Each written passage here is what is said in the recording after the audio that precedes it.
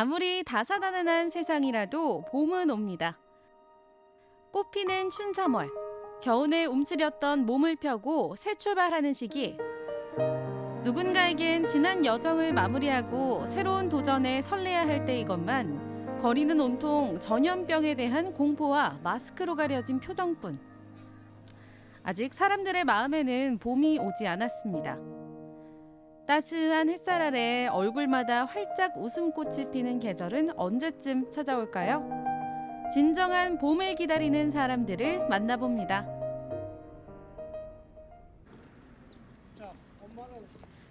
2월 말 우리 사회를 덮친 코로나19는 사람들의 마음에 큰 상처를 남겼습니다. 더 넓은 세상으로 나아가는 인생의 전환점에서 대학 생활을 마무리하는 자리를 갖지 못하게 된 졸업생들. 졸업식은 취소됐지만 캠퍼스를 떠나기 전 아쉬운 마음으로 기념사진을 남겨봅니다. 새 출발을 축하해주는 꽃다발은 활짝 피었지만 코로나19의 창궐 속에 웃음꽃은 피지 못했습니다.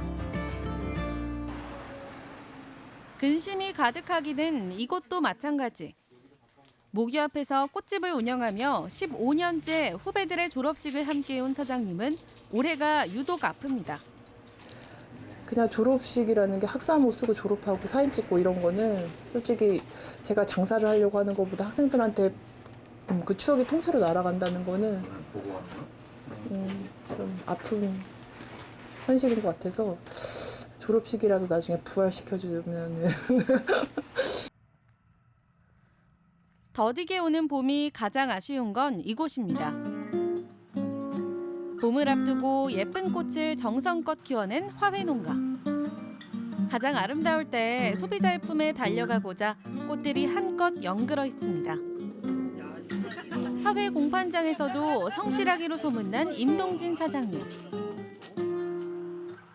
15년째 꽃을 가꾸며 살고 있는 그는 수입에 의존하던 백합의 국산 품종을 개발한 육종가이기도 합니다. 요즘은 봄의 전령사라 불리는 튤립 수확으로 한창 바쁜 시기. 튤립의 종류도 다양합니다.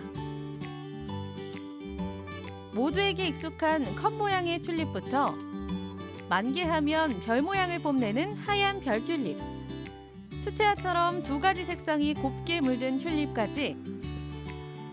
하지만 요즘은 예뻐서 더 슬픕니다. 제가 10단을 보내면 4단이 안 팔리는 거예요. 근데 4단이 안 팔리는 것도 그렇고 가격조차도 작년 이맘때 2월 초를 예를 들자면 작년 같은 경우는 거의 뭐 한 7,000원에서 8,000원, 뭐 좋은 품종은 13,000원 막 이렇게 거래가 됐는데 이번 같은 경우는 좋은 게 한 4,000원, 그리고 평균 나머지 품종들이 1,500원, 2,000원대에서 거래가 됐어요. 그 거래가 되는 것도 팔리는 게 기준인 거고 안 팔리는 게 40% 넘게 이렇게 안 팔리다 보니까 뭐 답이 없는 거죠. 이렇게 힘든 시기를 극복하기 위해 사장님은 유통 채널을 다양화하는 도전에도 뛰어들었습니다. 경매에 올리는 기존의 방식을 넘어 직접 소비자에게 꽃을 전달하는 인터넷 직거래와 소셜 커머스 판매를 시작한 겁니다. 소비자 입장에선 꽃을 보다 오래 감상할 수 있다는 게 장점.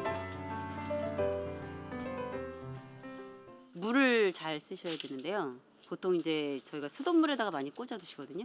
근데 저희는 수돗물은 절대 권해드리지 않고요. 집에 정수기 있으시면 정수기물 쓰시든가 아니면 생수, 시중에서 판매하는 생수 쓰시는 게 가장 좋고요. 만약에 나는 정수기도 없고 생수도 안 먹고 수돗물밖에 없다고 하면 수돗물에다가 락스 한 방울, 아주 미량의 락스를 타시면은 오래 두고 보실 수 있으세요. 생화 못지않게 인기 있는 상품은 바로 이것. 마늘인가? 양파 같기도 하고 밤톨 같기도 하고. 비슷비슷해 보이는데 와, 종류도 많네요. 주문서를 꼼꼼하게 읽고 포장 중인 이것은 바로 튤립의 구근. 화분에 심어서 직접 키우는 재미도 있고 꽃도 볼 수 있는 알뿌리입니다. 부근 같은 경우는 왜 요새 이제 텃밭이라든가 집 앞에 조그만 정원 있으신 분들이 심어놓고 오래 보시려고 주문하시는 분들이 많고요. 이제 꽃 같은 경우는 의외로 젊으신 분들이 집에다 이렇게 화병에다 꽂아주시는 분들이 계시더라고요. 그래서 본인이 보기 위해서 주문하시는 분도 계시고 아니면은 선물하시느라고 주문하시는 분도 계시고요. 화훼 농가의 시련을 함께 극복하고자 민과 관에서도 손을 거들었습니다. 한 은행에서는 도내 화훼 농가로부터 꽃을 대량 구입해 손님들에게 한 송이씩 선물하는 행사를 진행했고 강원도 역시 여러 지원책을 준비했다는데요. 현재까지 도본청하고 제춘사업소에 약 저희가 한 10,000송이를 지금 신청을 받았고요. 3월 2일부터 4월까지 저희가 총 이제 8번에 걸쳐서 매주 월요일 날 직접 꽃 배달을 사무실에 이제 공급하는 그런 계획을 갖고 있습니다. 도청과 더불어 춘천시에서도 꽃소비 촉진을 위해 책상마다 꽃을 놓자는 원테이블 원플라워 운동을 진행하고 있다고 합니다. 하지만 가장 중요한 건 많은 소비자들이 일상 속에서 꽃을 소비하는 문화를 정착하는 일이겠죠. 매일 커피를 마시듯 꽃도 일상적으로 즐겨보면 어떨까요? 모든 그 일반 가정에서 크지 않은 금액으로 꽃을 식탁에다가 꽂아놓고 그 꽃을 바라보면서 식사를 하고 그 꽃을 주제로 서로 가족들 간 이렇게 얘기도 할 수 있고 일단 새로운 이슈가 되잖아요. 꽃이 있음으로써 그런 쪽으로 해서 이제 꽃을 좀 생활에 밀접하게 좀 연결해주는 그런 쪽으로 다 접근을 하고 있거든요. 우리 집안에 봄을 불러오는 가장 빠른 방법 지금 소개해드릴게요. 내 취향에 맞는 예쁜 꽃만 있으면 됩니다. 이파리가 많으면 증산작용이 아시다시피 심해서 저 같은 경우는 그냥 이렇게 이파리 밑에 하나는 그냥 잘라주고 꽂고요. 굳이 이게 이제 똑바로 자르면 이 오아시스에 잘 안 들어가거든요. 그래서 그냥 사선으로 이렇게 자르면 잘 꽂아져요. 이제 갈아주진 않고 여기 이제 여기다 그냥 물만 보충해주면 시들을 때까지 그냥 이 상태로 계속 유지가 되니까. 여기서 꿀팁 또 한 가지. 꽃을 두는 장소에 따라 꽃 종류를 달리해 주시면 좋대요. 튤립은 향이 강하지 않아서 그냥 아무데나 꽂아줘도 상관이 없고요. 이제 백합 같은 경우는 이제 저희가 흔히 뭐 시백합이라고 해서 하는 백합 같은 경우는 향이 그렇게 강하지 않아서 그냥 많이 꽂아도 상관이 없는데 이제 오리엔탈이라 그래서 뭐 시베리아라든가 그 외에 이제 향이 진한 백합들이 있거든요. 그런 거는 실내에다 많이 꽂아두면 향이 좀 독해서 저희 같은 이제 뭐 실내에 꽂을 때는 한두 송이만 그런 건 한두 송이만 꽂고 알록달록 저마다 색깔이 다른 튤립을 빽빽하게 꽂아주면 우리 집의 작은 봄정원 완성! 와 너무 예쁘다! 빈틈없이 꽂을수록 시간이 지나면 더욱 아름다워진다는데요. 그래, 이건 집의 중심인 거실에 두는 게 좋겠어. 꽃이 등장하니 실내 분위기가 금세 화사해지는 느낌입니다. 이렇게 꽂은 꽃은 3일이 지나면 만개하고 일주일 정도 즐길 수 있다고 하네요. 지난 겨울부터 이어지고 있는 코로나19의 시련 때문에 우리의 일상에는 여전히 봄이 찾아오지 못하고 있습니다. 하지만 모두가 서로 격려하고 힘을 모은다면 봄은 금방 우리 곁으로 찾아오겠죠? 힘든 시기를 이겨나가고 있는 여러분 모두를 응원합니다. 서로 이 어려운 거를 나 혼자 사는 게 아니다. 날 도와주는 분들이 많다. 서로 의지해가면서 잘 이겨내 가셨으면 좋겠습니다. 너무 힘들어도 힘내세요. 화훼 농가 화이팅!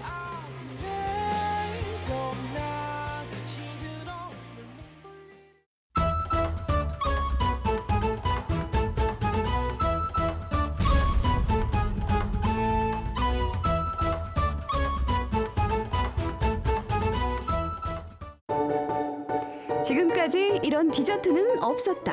이것은 디저트인가 작품인가? 보기 좋고 맛도 좋고 자신 있게 권합니다. SNS에서 핫해 비주얼만 봐도 애땜 시인이 나. 추억이 새록새록 떠오르는 감성 과자전부터 과즙이 팡팡 터지는 마카롱에 먹기 아깝다 아까워. 아트가 더해진 프랑스 전통 디저트까지. 경북 안동을 넘어 SNS로 대박 터진 대세 오브 대세 베이커리들. 디저트계 왕자를 차지할 메뉴는 과연? 지금부터 검증 들어갑니다.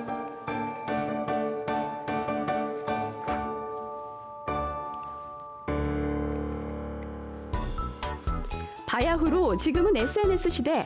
눈팅만으로도 확 끌리는 메뉴들이 많아도 너무 많다.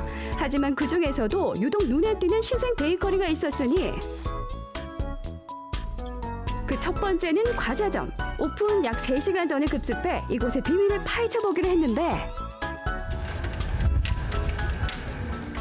오늘 저희가 공개할 레시피는 마론 케이크입니다. 굳게 무섭게 동난다는 시그니처 메뉴 마론 케이크. 마론 케이크 특징이 뭐예요? 진짜 반 모양 틀로 찍어내는 미니 케이크고요. 그리고 버터를 태워서 헤이즐넛 향이 나는 게 특징입니다. 과자도 불맛이 더해져야 미식가들의 입맛을 사로잡는다는 뭐라나.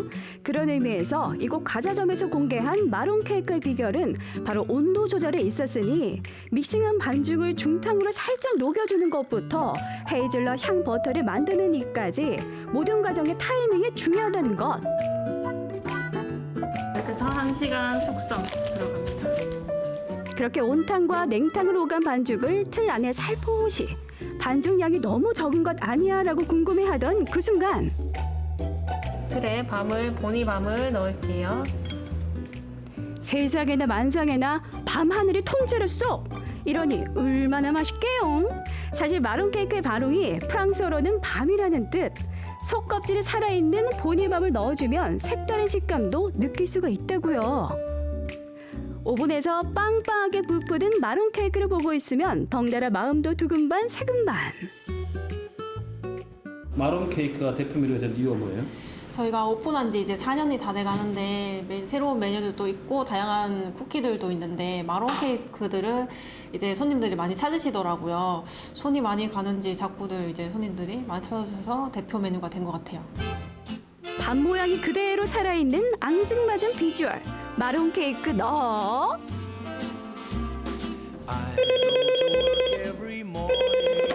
네, 감사합니다. 네, 지금 마론 케이크 있어요. 네, 지금 오시면 될 것 같아요. 네, 감사합니다. 빵 굽는 시간에도 많이 오고 있고요. 특히 운영하고 있는 SNS에서도 문의가 많이 오고 있습니다. 오픈 전부터 문의 전화가 쇄도하더니 문 열기가 무섭게 득달같이 달려온 첫 손님. 기다린 보람이 있다 있어. 마론 케이크 맛있게 잡숴봄. 감사합니다. 네, 안녕히 가세요. 쌍둥이가 만드는 앙증맞은 마론 케이크 맛보러 오세요. 자, 이어서 만나볼 두 번째 레시피. 한 입 베어무는 순간 입안에서 녹는다 카이. 마카 다 반한다는 마카롱이 그 주인공. 디저트계의 만년 인기 스타로 자리 잡았지만 금손이 만들면 인기의 단락도 달라집니다. 어서 오세요. 딸기 마카롱 같이 만들어 볼까요? 마카롱의 생명은 첫째도 식감이요, 둘째도 식감이니 겉은 바싹, 속은 쫀득한 겉바 속존이 포인트. 머랭은 충분히 단단해지도록 쉐이킷. 섞을 때는 악에 다루듯 부드럽게. 무엇보다 가장 중요한 것은 가루와 머랭이 한 채 오차도 없이 완벽하게 섞이도록 팔뚝은 긴장을 좀 해야 된다는 점. 그래야 명품 마카롱이 탄생한다는 말씀. 그리고 나서 이제 중요한 거 주의사항은 이때 반죽이랑 머랭이랑 같이 잘 만나도록 붙여주는 과정이라고 쉽게 말을 할 수 있는데 이 부분이 지나치게 되면은 마카롱 꼬끄에 기름이 뜨거든요. 그래서 이 부분이 제일 중요하다고 저는 생각을 하고 있어요. 꼬끄만 잘 만들면 80%는 이미 완성한 거나 다름없는 마카롱. 종이에 맞춰서 짜면 돼요. 동그란 안에 짜고 나중에 판 칠 때 큰 쪽까지 펼칠 거거든요. 치고 섞고 돌리고 참 멀리도 돌아왔습니다. 디저트의 세계 알면 알수록 어렵지만 군침 돈다. 호흡곤란 오기 전에 드디어 오븐에서 태닝 맞은 꼬끄. 달콤한 크림과 딸기까지 얹어주면 핵꿀만 자라가는 딸기 마카롱 완성. 참 은혜롭다 은혜로워. 통 크게 딸기 반죽도 아니고 하나가 통째로. 신생 베이커리들 왜 이래? 도대체 인심 무엇? 이 딸기는 부모님이 직접 농사짓는 농장에서 아침마다 가져와요. 그게 딸기 마카롱의 비결이에요. 아침 상황으로 돌아가 보니 두 손 무겁게 건네받는 저것이 바로 산지직송 딸기였다. 매일 와야 싱싱한 딸기를 소비자들한테서 바로 먹을 수 있기 때문에 항상 매일 옵니다. 많이 뿌듯하죠. 지금 경기가 안 좋다는데 매일매일 품절되는 것만 해도 감사한 마음으로 살고 있습니다. 과즙이 팡팡 터지는 마카롱의 비법은 농장에서 매일매일 수확하는 딸기올시다. 과자 부분 꼬끄가 엄청 쫀득쫀득하고 바삭한 게 좋아서 자주 오는 것 같고요. 또 그리고 크림이 많이 안 달고 부드러워서 맛있어서 자주 오고 있어요. 로컬 푸드가 검증하는 딸기 마카롱, 하늘은 물고 가세요. 냉장에서 3일 안에만 드시면 돼요. 네. 감사합니다. 안녕히 가세요. SNS에서 핫한 신생 베이커리들 이 정도면 충분하겠지 싶다면 That's no. 성격 급한 자 함부로 자리를 뜨지 말라.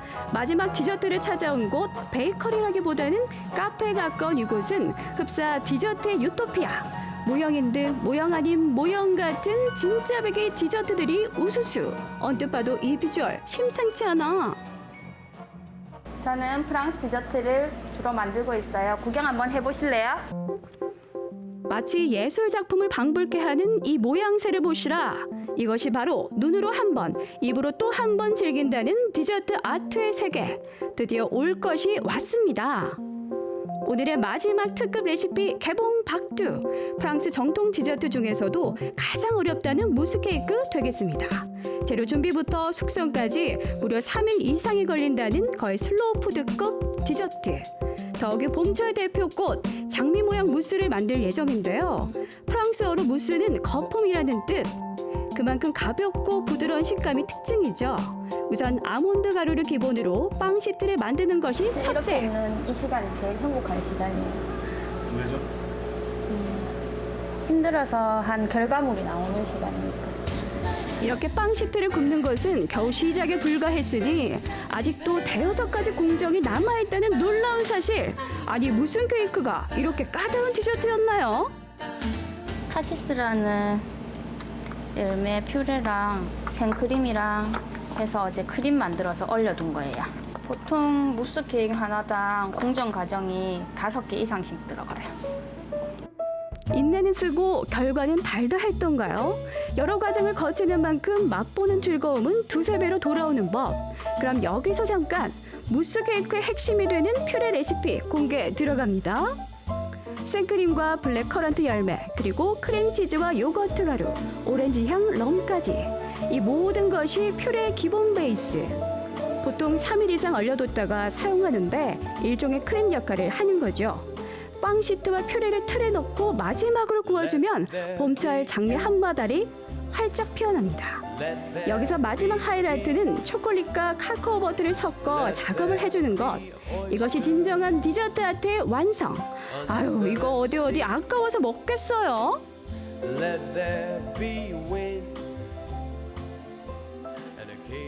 전체적으로 매일 30가지 정도 디저트가 나오고 있고요. 무스 케이크로는 12가지에서 3가지 정도 매일 나오고 있습니다. 또 오셨네요. 네, 장미 무스 나왔다고 해서 왔어요. 매일같이 찾아오는 단골이 생길 정도로 입소문이 자자한 디저트 맛집. SNS용 사진 인증도 필수 코스. SNS에 업로드하자마자 핫투스 뿜뿜. 골라 먹기도 벅찬 프랑스 정통 디저트로 봄을 맛보세요. 네, 뻔버 디저트로 하루하루 보내세요. 너무 예뻐서 먹기 아깝게는 무슨. 보기 좋은 디저트가 먹기에도 그만이죠. 입안에 봄이 피어나는 장미 무스부터 로컬 푸드로 건강함을 더한 딸기 마카롱, 추억 돋는 마론 케이크까지 디저트 하나면 다른 설명이 필요 없는 핫한 지역 베이커리와 카페들 많이 사랑해주세요. 손잡고 길을 걸으면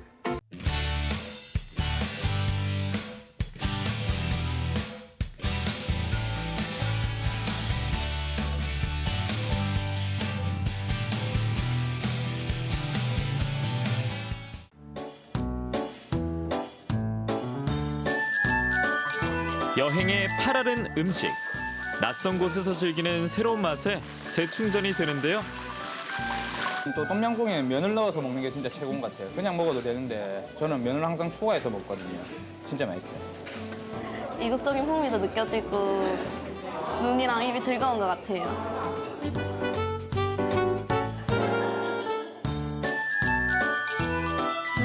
일상을 벗어날 수 없다면 입으로만 떠납니다. 경남에서 즐기는 외국의 맛 보러 가실까요?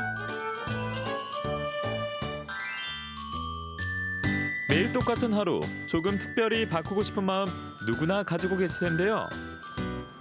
여행 온 기분이라도 내보고 싶은 날, 친숙한 듯 독특한 태국 음식 앞으로. 사디캅.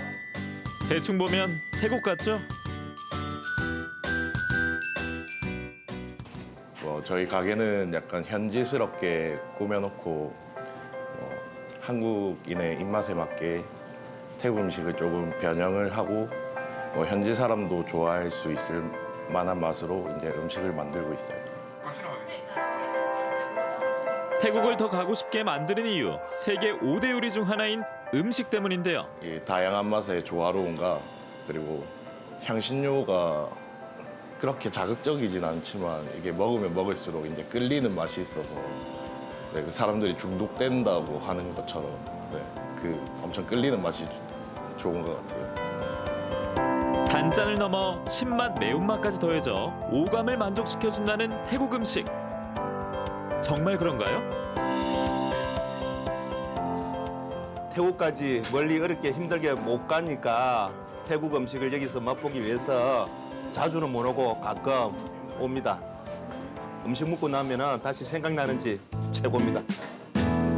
캄보디아 앙코르와트 부근에 이제 현지 가이드가 태국 음식점을 데리고 갔는데 그때 태국 음식점을 20년 전에 처음 먹어봤어. 음식을 처음 먹어봤는데 너무 입맛에 맞고 나는 좋고 근데 애들은 좀 향신료 때문에 좀 싫어하긴 하는데 경상도 사람들은 방아 이런 거 좋아하고 이러니까 이런 음식들이 별 거부감이 없고 맛있고. 저는 원래 좀 향신료를 좋아하는 편이긴 한데 그래도 그렇게 거부감이 없어요. 맛있어요. 낯선 향신료가 조금 두렵다 하면 부드러운 게를 튀겨 카레 소스를 더한 풋밥퐁 커리 추천합니다.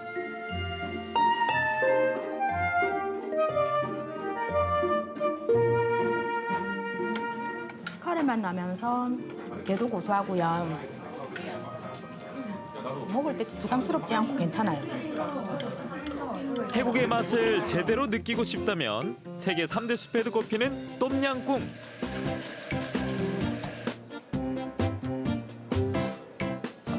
맛있어요. 시원하고 매콤하고 거부감 없이 잘 먹을 수 있는 것 같아요. 추천해드리고 싶네요. 기분 좋은 햇살과 거리의 자유로움, 밝고 유쾌한 사람들. 태국의 분위기까지 고스란히 즐깁니다. 오픈 때부터 와주신 이제 단골분들께 감사드리고 앞으로도 이제 맛과 변화 없는 서비스로 이제 보답해드리겠습니다. 별빛이 내린다.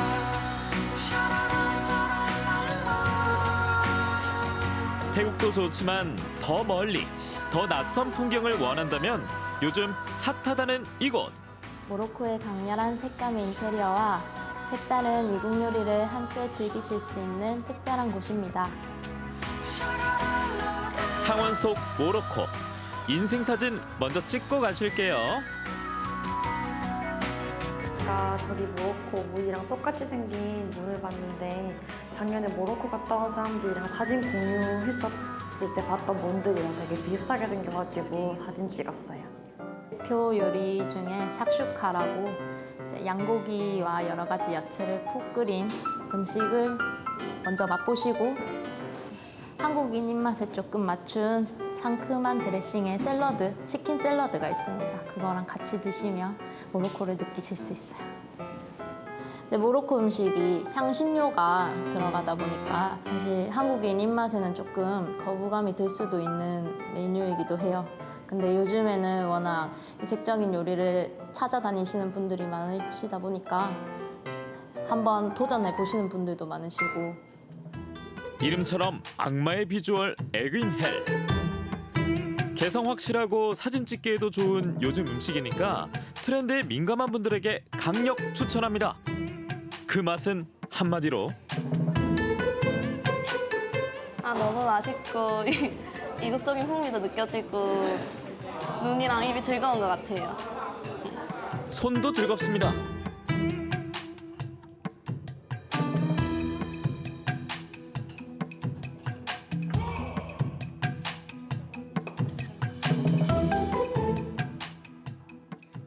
밖이랑 안이랑 생각보다 좀 달라가지고 그게 좀 좋은 것 같아요.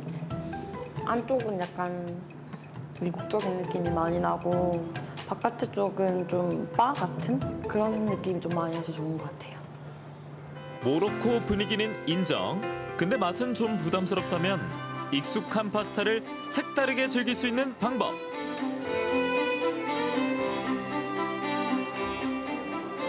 거 파스타인데요.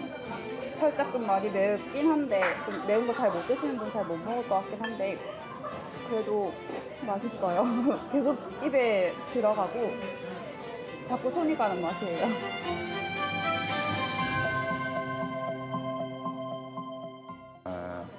It's very good. I come here every week almost actually.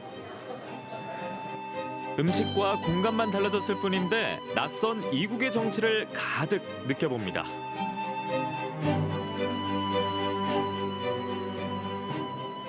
지금 코로나 때문에 너무 많은 사람들이 힘들어하고 계신데 물론 저희도 마찬가지로 똑같이 힘들고 근데 그냥 슬기롭게 잘 이겨내셨으면 좋겠습니다, 모두. 떠나지 않아도 맛볼 수 있는 세계 곳곳의 음식들. 신기하고 이색적인 음식을 찾는다면 도전해보세요.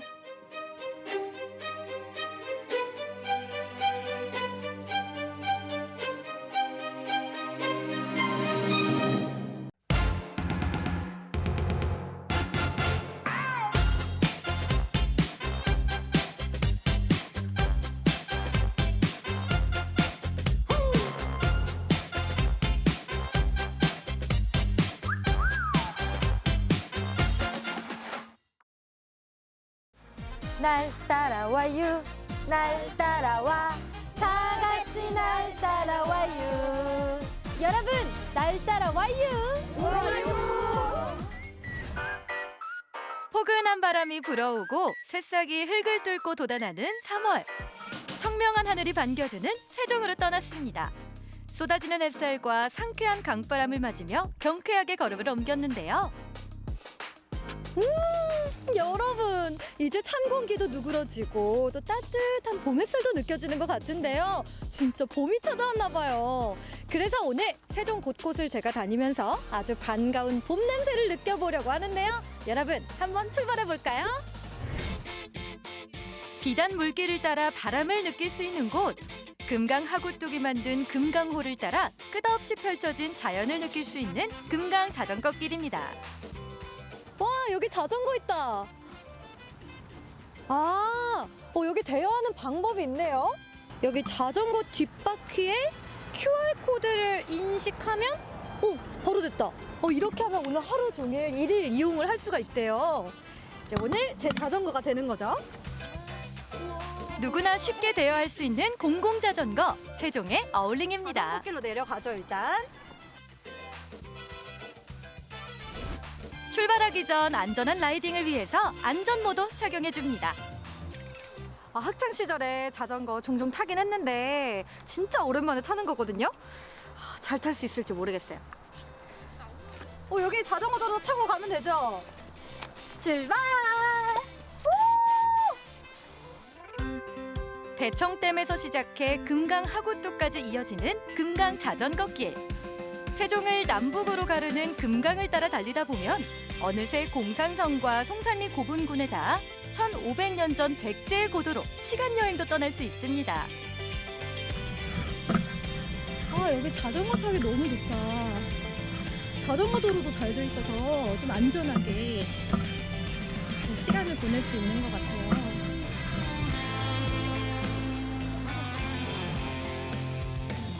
평소 차를 타고 다닐 때는 볼 수 없었던 금강과 세종시의 풍경이 눈앞에 펼쳐지는데요. 강을 따라 천천히 달리며 한가로이 풍경을 즐겨봅니다. 아, 이렇게 강물 따라 봄바람 따라 자전거 타니까 진짜 봄이 온 것 같아요.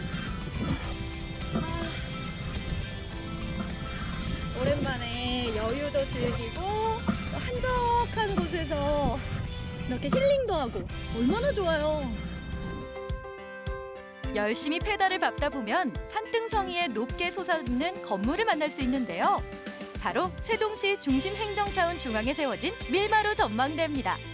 해발 98m의 산 위에 세워져 있어 인근 지역을 한눈에 담을 수 있는 세종의 명소죠. 이야, 다 보인다. 와, 저기 세종 정부청사잖아요. 높은 곳에서 동서남북 펼쳐진 전망을 바라보니 가까이서 볼 때와는 또 다른 세종의 매력을 느낄 수 있는데요. 이곳은 행복도시 중심에 위치한 밀마루 전망타워인데요. 이곳에서 정부 세종청사 위주로 행복도시의 전경을 관람할 수 있는 공간입니다. 밀마루라는 뜻이 있나요, 따로? 이 지역의 옛 명칭이에요. 민마루에서 발음하기 편하시라고 밀마루로 저희가 변경을 해서 밀마루 전망대라고 이름을 지었습니다. 연기군 남면 종촌리의 옛 지명인 민마루, 낮은 산등선이라는 뜻인데요. 산등선 위에 있어 세종시의 전경은 물론이고요. 공주와 조치원 등 인근 지역을 한눈에 볼 수 있습니다. 곳곳에 이런 전망대들이 많이 있는데요. 이 밀마루 전망대만의 어떤 매력이 있을까요? 우선 도시의 중심에 위치해 있고 도시 곳곳에 배치되어 있는 다른 전망대보다 이제 높기 때문에 많은 시민들이 찾고 있습니다. 그럼 평상시에 시민들이 누구나 와서 쉽게 여기서 볼 수 있는 건가요? 네, 누구나 무료로 이용할 수 있습니다. 밀마루 전망대를 지나 이번엔 조금 더 페달을 밟아 멀리 달려봤는데요. 그 목적지는 바로 세종에서 가장 큰 재래시장, 세종 전통시장입니다. 올해로 250주년을 맞이한 지역사회의 문화유산이자 오랜 역사를 이어온 전통시장이죠. 1770년도 그 영조 46년에 동국문헌 비고라는 그 책자에 보면은 조치원 시장이 4일 9일 이렇게 열렸다 해가지고 올해 250주년이 돼요. 아니, 역사도 깊고 예. 또 없는 점포가 예. 없을 만큼 점포 수도 많고. 그렇죠.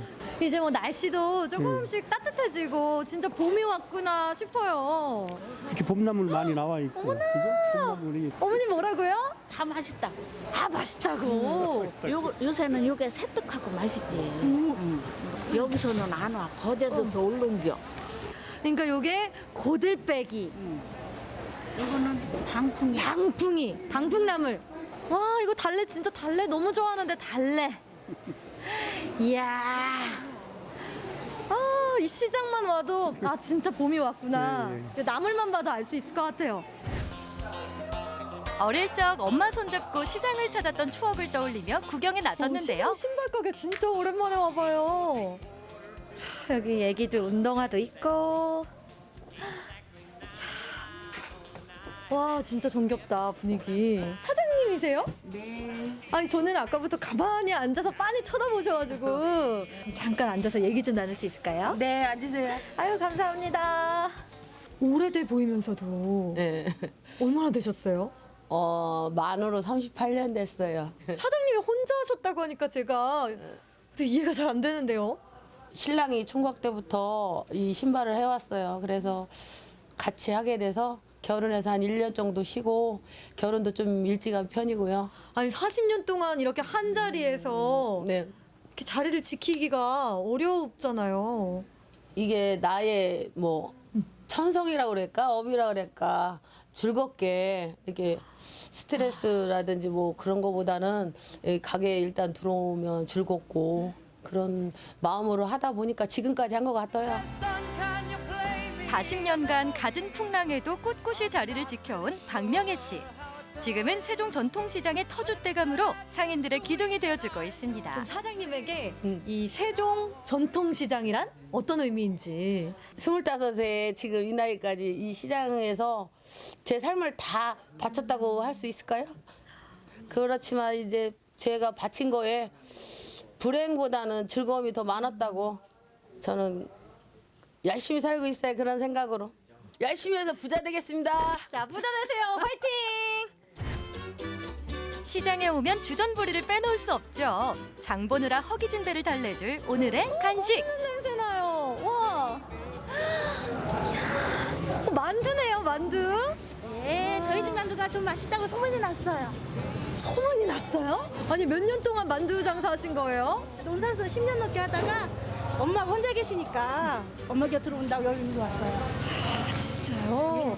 김치, 새우, 고기만두. 뜨끈뜨끈 갓 쪄낸 만두와 찐빵이 준비됐습니다. 이 담백한 맛이 일품인 고기만두부터 한 입 크게 먹어봤는데요. 그 만두가 만두편이 쫄깃쫄깃하고 그 안에 그 육즙이 가득 차 있는데 너무 맛있다. 오색 빛깔 찐빵도 따뜻할 때 먹어야 제맛이죠. 이거 보세요. 요 안에 이렇게 달달한 요 파당금. 파당금이 듬뿍 들어있어서 너무 달지 않을까 싶었는데 많이 달지도 않으면서 촉촉한 빵 반죽과 어우러져 환상의 조화를 이룹니다. 오늘 세종에 와서 따뜻한 봄바람도 마음껏 즐기고 이렇게 전통시장에 와서 너무 즐거운 시간 보냈는데요. 여러분도 곳곳에서 피어나는 봄 냄새 맡고 싶으시다면 세종으로 놀러오세요. 꽃피는 3월, 행복도시 세종 곳곳에 숨겨진 봄 기운을 만나봤는데요. 만물이 소생하는 봄이 찾아온 만큼 모든 이들에게도 따뜻한 희망의 싹이 돋기를 바랍니다.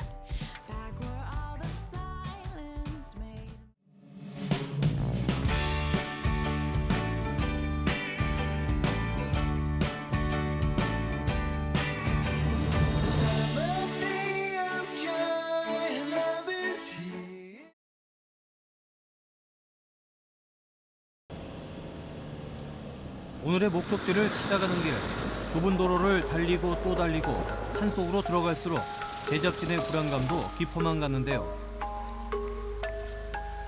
이번에 차에서 내려 다시 한참이나 걸어 올라갑니다. 촬영 장비 들고 산 넘고 물 건너 대체 어디로 가는 거죠?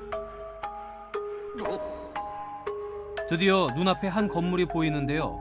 조심스레 문을 열었더니 이거 혹시 전기톱? 옆에 이건 칼, 망치, 여기서 대체 뭐 하는 거죠? 선생님 지금 뭐 하시는 거예요? 아보리스트 교육을 하기 위해서. 아보리스트요? 예. 무서운 거 아니에요. 숲을 사랑하는 사람들, 아보리스트를 소개합니다. 여기는 강릉시 연곡면 삼산리. 깊은 숲속에 위치한 아보리스트 센터입니다. 사람들이 모여 진지한 이야기를 나누고 있는데요. 열띤 대화의 주제는 바로 나무. 가지치기예요. 저도 우연찮게 이제 아보리스트라는 걸 알게 되고 듣게 됐어요.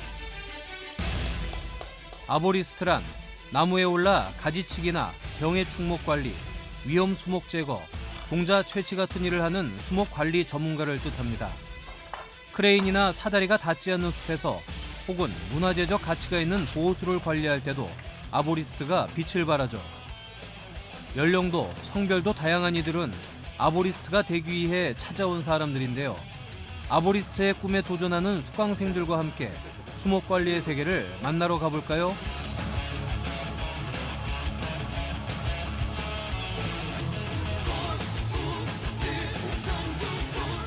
수목 관리하는 거죠. 수목 관리하는 직업이 아보리스트. 나무의 위해 요소라든가 그다음에 가지치기 뭐 이런 것들을 나무의 입장에서 하는 거죠. 지금 이제 저희 우리나라에서는 그 아보리스트 기능을 가진 사람들이 없기 때문에 처음부터 끝까지 한 14일 정도 2주간 교육을 한꺼번에 해요. 그런데 선진국에서는 이미 토양이 잘 돼 있으니까 뭐 1박 2일, 2박 3일 뭐 이렇게 코스로 다양하게 나눠져 있죠.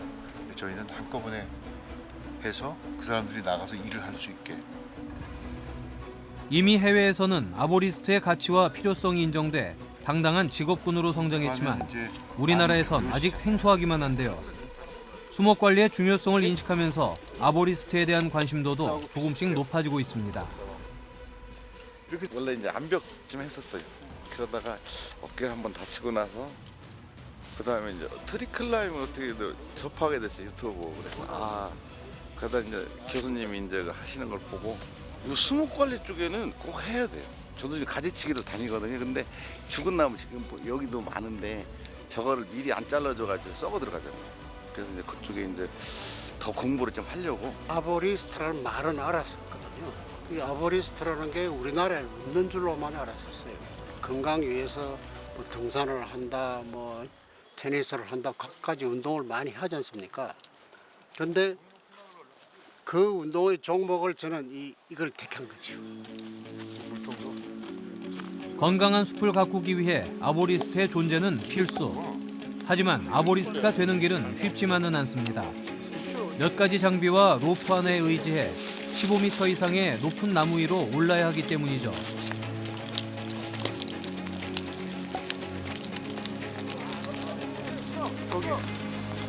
등목 장비를 꼼꼼히 연결한 후 마치 공중을 걷는 듯 순식간에 나무의 정상으로 향합니다. 밑에서 보니 까마득한 높이인데요. 이 상태로 나무의 종자를 채취하거나 가지치기 같은 다양한 수목 관리가 이루어지게 됩니다.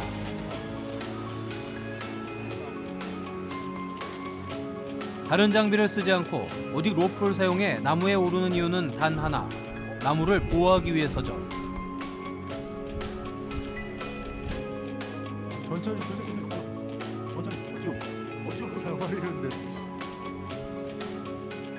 제가 고등학교를 조경과를 나왔는데요.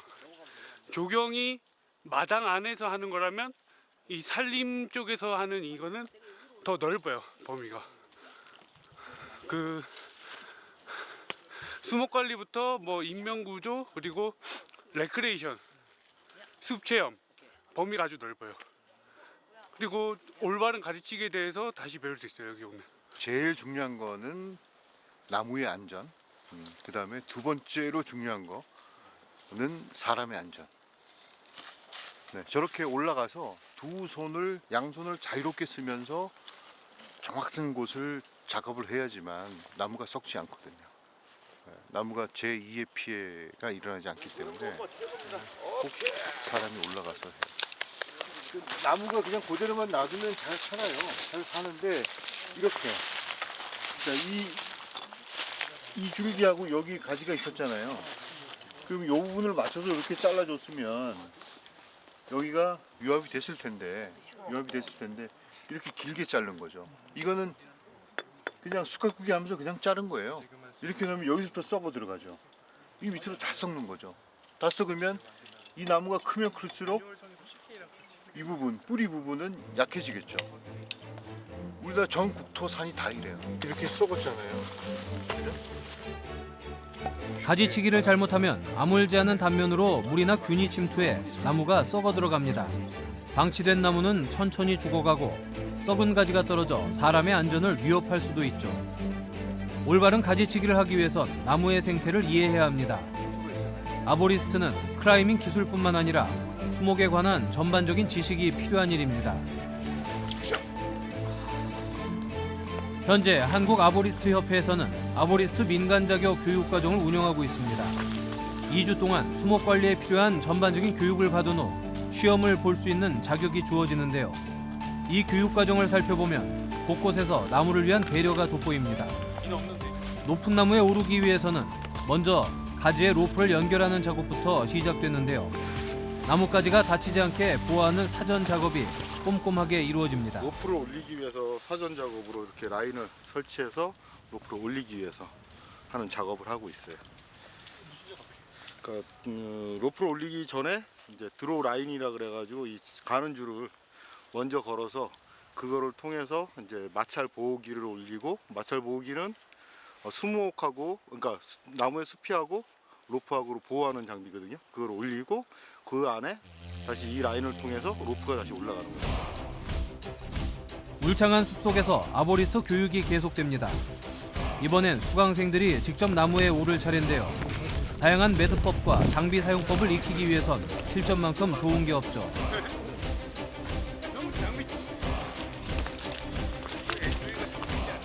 전체적으로 근데 수목 관리하다 보면 워낙 변수들이 많다 보니까요. 그 변수를 대응하기 위해서는 최대한 지상에서 이렇게 뭐 여분의 장비를 올려주면은 상관이 없겠지만 그렇지 않을 경우에는 가지고 있는 걸로 다 해결해야 되다 보니 다 갖추고 있습니다. 김병모 소장은 국내 1호 아보리스트입니다. 올바른 수목 관리의 중요성을 알리고 아보리스트 양성에도 힘을 쏟고 있는데요. 최근엔 산림 레포츠가 활성화되면서 국내 아보리스트의 활동 범위도 점차 넓어지는 중입니다. 대표적인 게 트리 플레잉인데요. 클라이밍 기술을 이용해 나무에 오르는 트리 클라이밍, 로프를 연결해 나무 사이를 이동하는 짚라인, 숲 체험과 산림 치유까지 숲과 교감하는 친환경 액티비티가 늘고 있습니다. 이색 직업 아보리스트의 전망도 초록빛. 살아있는 나무 위에서 활동하는 만큼 아보리스트의 모든 활동은 생명에 대한 존중에서 시작됩니다. 천천히 너무 빨라. 나무 위를 걸으며 숲과 함께 살아가는 사람들. 앞으로 아보리스트의 멋진 활약을 기대해봐도 좋겠죠. 나무를 편안하게 해주는 거죠. 나무를 위해서 일을 해야 되는데 이건 내 주머니를 위해서 일을 하죠. 그 아이들도 혼란스러워해요. 선생님은 교수님 이렇게 가르쳤는데 자기네 다른 곳에 가서 교육을 받을 때도 그게 아니라고 안 되는 거죠. 근데 그거 두 개를 똑같이 펴놓고 봤을 때는 어떤 게 이제 올드한 거고 어떤 게 새로운 이론인가는 그건 분명하게 드러나는 거잖아요.